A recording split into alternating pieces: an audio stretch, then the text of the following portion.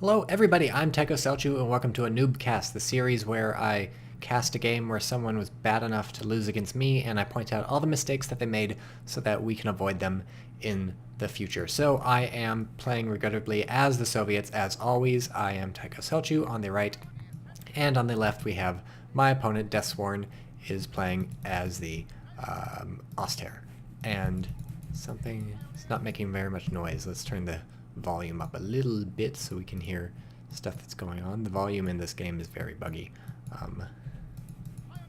That's slightly better. Okay, whatever. If you can't hear anything, it doesn't matter because this could be a quick Noobcast. And so Deathsworn has built a infantry company first, so good, I approve. And that's because you want to get your grenadiers and your machine guns out. And I feel like I've said this so many times that I don't have to say it anymore. And if you haven't caught on to that, then maybe go watch the other Noobcast. Probably I should do this for the Soviets too. I'm never the noob in these Noobcasts, but here we go. For the Soviets, you don't want to build your tier 1 right off the bat unless you want something special from it, so or your tier 2. Those are both sort of interchangeable for the Soviets. You can choose one or the other. The tier 1 for the Soviets will get you the sniper, the scout car, and oh boy, what's the third thing? Let's find out. The sniper, the scout car, oh, and right, your special command troops. So that's the penal squad and just the penal squad because it's not replaced now. And so then tier 2 will get you the mortar, the machine gun, and the AT gun, and that's probably my favorite tier. But whatever, you can buy either of those, but you probably don't need to because for a while you can just get by with their conscripts. If you want to rush the fast mortar with the if you want to rush the fast half-track with the flamethrower in it, you still probably want to buy a conscript or two before you do that. So let's see if Deathsworn's making any mistakes yet. It doesn't look like it. He's backing these pioneers up to get them behind the green cover to engage. I think this is a mistake. They can still get the green cover at this truck, and they're going to be more powerful up close because they have MP40s. He just wants to delay me long enough for his grenadiers to get here and tip the scales, but I don't know. If he was behind the truck, he could stop me from capping this, whereas right now it looks like I might be able to cap it. He hasn't pushed in enough with these grenadiers. Since grenadiers are more powerful than combat engineers in every situation, you want to push in real close and fight them from close range, because that way, when they attempt to run, you'll do more damage to them. He takes a lot of damage moving his grenadiers across this red cover to get into the fight with me. And this is maybe a good idea to get on this side because he wants to inflict as much damage as possible, but really, I don't know, that's a risky move, and he pays for it with 2 of his grenadiers. Now he's like almost lower than me, and since these pioneers are contributing almost nothing to the fight, he should cut his losses and run, or at least reconfigure things so that the grenadiers go back here and the pioneers get up here. This is all stalling for the machine gun. He's engaged in 2 stalling maneuvers, but it's really not paying off for him, and if he loses this grenadier, it's gonna go really bad. So he doesn't lose the grenadier, and that's good, but I have captured this munitions point in the middle. I'll be able to retreat from this machine gun, no problem. And now I know where his machine gun is, which is a very good thing for me, and I'm going to be able to pull away. And so I've led him on a goose chase with my engineers for a while. He just hasn't been aggressive enough with his grenadiers. Had he pushed up instead of capping this and instead of capping this, if he had pushed up and tried to kill me, he could have pushed me off much earlier. I wouldn't have capped this, and he maybe would have even got the squad kill, or at least done more damage to the squad faster. So capping this thing with your machine gun, it's not a horrible idea, and actually I can't see what it is. So, okay, you don't get much sight around territory, so there's no way for me to know he's using the machine gun. That's fine. But he does want to get that machine gun ready to fight when it's time to. So it's good that he didn't retreat these pioneers. I kept them on the front lines to capture stuff, but might think about retreating them sooner rather than later so they can reinforce, or at least sending them around to cap stuff. They're going to be useless if he lets them sit for too long. So now he has his machine gun set up. This is a fairly good arc of fire considering he wants to be inside this thing. Suppresses my people. Notice I'm able to crawl away from his machine gun. I just back up a bit and then his machine gun can't keep firing. So that's not a newbie mistake he made, that's just a tip. When you're at the extreme range of a machine gun's firing, while you're still suppressed, you're able to move. Once you're pinned, you're not able to move, so you have to have quick reaction time, because in a couple bursts you'll be pinned. Here's a bad thing he's doing. Newbie, newbie, newbie. Don't let units idle in your base. Keep them moving and stuff ASAP, and we'll have to watch how long these grenadiers are idle. Look at that, wasted unit. Don't ever forget that you have any units. And these guys, I don't know how they're hurt. I guess they lost this guy up here, running up here. So getting really chewed up with his grenadiers, needs to pay a bit more attention to them. Nice grenade goes in here, but had he done this from behind that tank, this fight would have gone much better for him. Charging right into enemy units, not a great idea unless you've got something planned. He's getting roasted up here. Should have retreated from here earlier because I guess he wanted to stop me from capping the point, but not really worth it. He has these grenadiers up here. I'm not sure if he should be decapping this point rather than fighting me. What you want is these grenadiers to fight long range against the infantry. Oh, here's the thing. He put his machine gun in this building, but I have so many infantry around here that I was able to flank and kill a guy inside the building, actually. The machine gun, I kept moving around the building, and if you keep moving around the building, the machine gun's going to have trouble because it's going to have to reposition from window to window, and it can't start firing immediately once it points out a window. So there's a grenade going in on these guys. So we'll talk about this in a sec. But yeah, if you keep sort of running around the machine gun with your first squad that saw them, so you can see my footprint. Well, you can't see the footprints, but I swear to you, I ran around up here while the machine gun was trying to shoot at here and then trying to shoot up here. So I kept the machine gun busy and moved in with these two squads down in the bottom, and then I was able to push the machine gun off, so that's not good. I tied up his grenadiers for a while with these flamethrower people and then ran away, and now I'm going to finish off the grenadiers. What he wanted to do when, at least when these engineers came up, he should have kept his grenadiers at a distance. As long as you keep walking away from the flamethrower squad with like your grenadiers or something, they're not going to be, look at these guys, they're all peeing against the wall or something. As long as you keep walking away from the flamethrower squad coming at you, you should be able to stay out of range, right? I don't think any infantry moves any faster than any other infantry. I don't know. We'll have to test that at some point. Oh, here's a huge mistake. I don't know how the hell God damn it, I missed it on this replay too. I'll maybe go back after this is done and record whatever happened. I don't know how he lost his machine gun.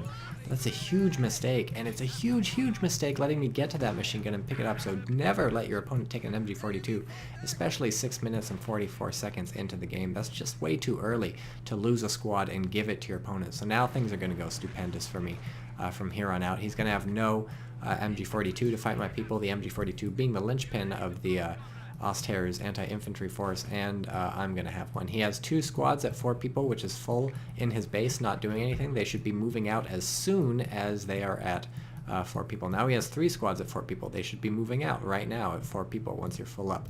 Let's swap over to him. They're low health, right, but you can't heal them up. There's nothing you can do unless you build a grenadier bunker. So again, you want to be moving away from this flamethrower squad. It's clear that I'm making the dash to the house with this awesome little Olympic leap over the fence, so he needs to be moving away from this house much, much sooner. Now I'm going to get some good roasting in on him. Don't kill anybody, but then the second roast does kill somebody. So if everyone's standing over here, they can fire at the house without me being able to shoot back. And instead, he's letting me be a roadblock to him. And actually, if we turn on the fog of war, yes, he can indeed see me. So he throws a rifle grenade into the house, telegraphs it though, so I'm able to get out. It was pretty obvious he was going to grenade me. I figured, because he just wanted me out of there. So I was paying attention and I got out. Look at how much damage that grenade does, though.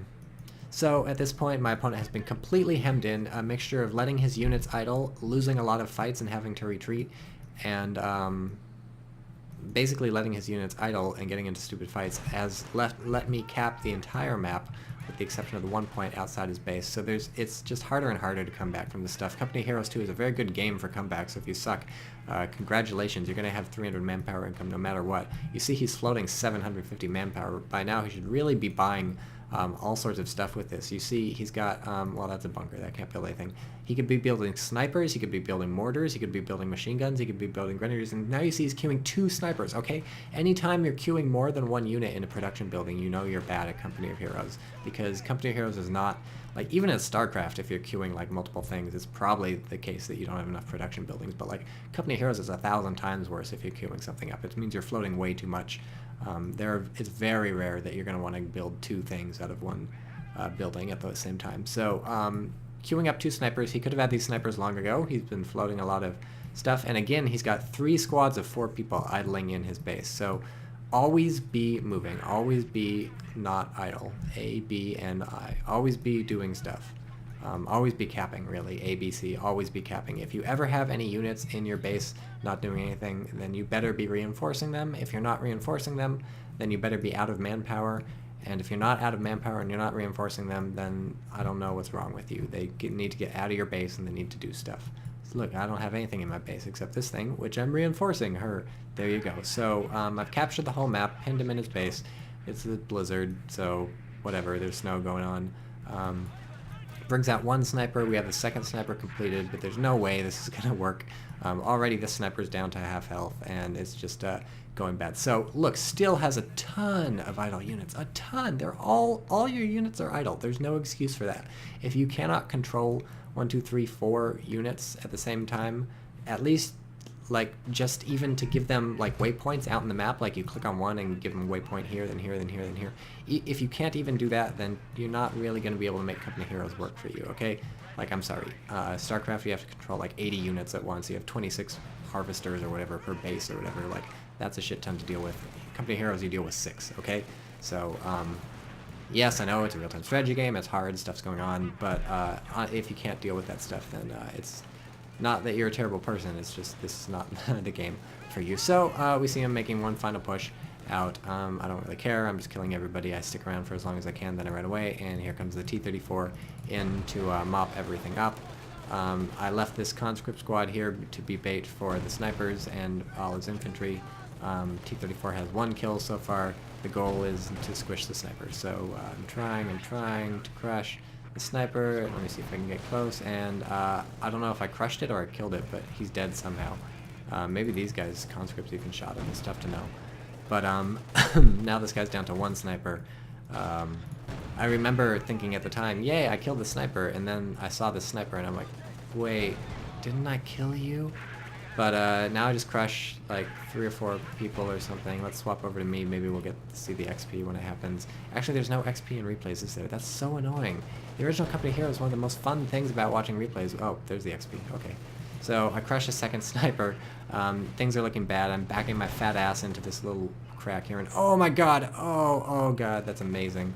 I have 15 kills on my T-34, and this one last guy is gonna totally bite it at some point. So don't let your units get crushed. Another reason not to leave them all in the base. Look at this, dragging that guy around those treads. 16 kills on this T-34, and I think like 2 of them are from the gun. Another reason not to clump up in the base. Also another reason not to create choke points, or a reason not to create choke points in your base. You know, think ahead, and you'll be like, what if someone comes in to crush my infantry? I don't think there's ever a good reason to have a choke point in your base. There's only going to be a bad reason, which is hurting your units into a small group when they retreat to your HQ to make it easier for artillery to hit them or tanks to crush them. So there's a tip that you might not really get from watching a normal game where people don't base rush. Don't crowd your buildings. So there you go. Don't leave T-34 sized driveways through your base for all your men to die. So I hope you learned a lot of stuff. Basically, keep your units moving all the time. And actually, I'm going to stop recording now, load up the replay again, and we're going to find out what happened to this MG42 to make it die. Alright, welcome back. This is not the death of the MG42, but this is the time the MG42 was trying to get into the house, and you remember I missed it the first time, so we're going to watch how this happens. I have 1 conscript squad coming up. I'm harassing him. I get the kill before he goes into the house. Now he gets into the house, and I realize, look, if he starts shooting out at me, I'm going to be in trouble. So I start circling around the house with the conscript squad, meanwhile coming in with 2 conscript squads from there. So first I'm at the top of the house, because I was down here originally, so I figured he's going to start aiming out there, then get to start aiming out here.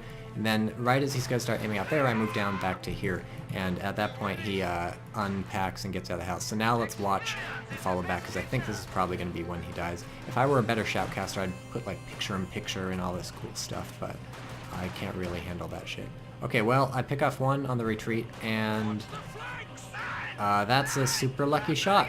Go figure. Hero Conscript Squad won me the game a few minutes earlier than I would have thought. So, there's your thing. Anticlimactic. He got shot retreating. The end.